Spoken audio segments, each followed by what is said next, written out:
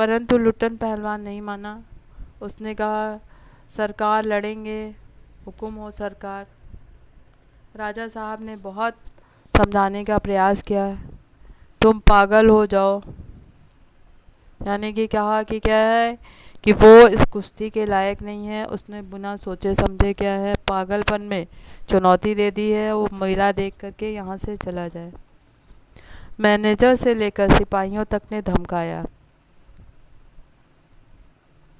राजा साहब ने तो समझाया ही, पर राजा साहब के मैनेजर और उनके साथ जो सिपाही थे उन्होंने धमकी भी दी, साथ ही साथ उसे समझाने का प्रयास किया। देह में गोश्त नहीं, लड़ने चला है शेर से बच्चे से। सरकार इतना समझा रहे हैं, ठीक है।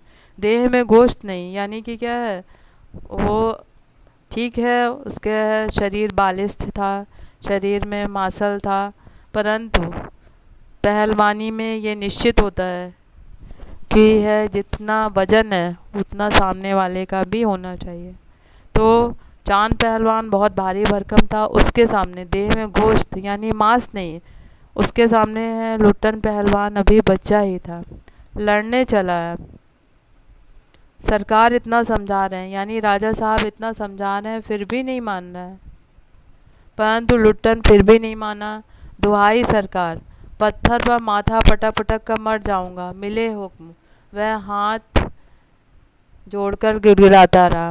तो बार बार समझाने पर भी उसने ये निश्चय किया कि अगर वो उसे लड़ने की राजा साहब अनुमति नहीं देंगे तो वो क्या है यहीं पर पत्थर पर सिर पटक पटक करके अपनी जान दे देगा, परंतु उसे लड़ने की अनुमति दी जाए।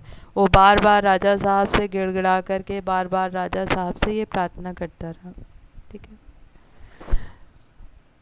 भीड़ अधीर हो रही थी, भीड़ भी क्या है व्याकुल हो रही थी, ठीक है। बाजे बंद हो गए थे यानी ढोल की आवाज़ बंद हो गई थी।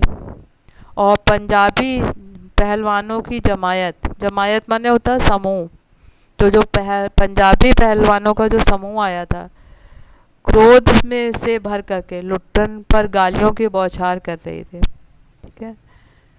तो पंजाबी पहलवान है वो सब क्या है बहुत अधिक गुस्सा हो रहे थे और उस पर गालियाँ दे रहे थे उसे।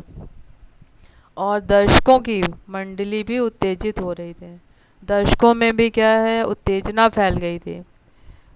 कोई परंतु ज़्यादातर क्या है लोग क्या उसके पक्ष में नहीं थे, विपक्ष में थे, परंतु कोई कोई लुट्टन के पक्ष में चिल्ला देता था कि उसे लड़ने दिया जाए, उसे लड़ने दिया जाए, ठीक है। तो राजा साहब के समझाने पर भी लुट्टन नहीं माना। सिपाहियों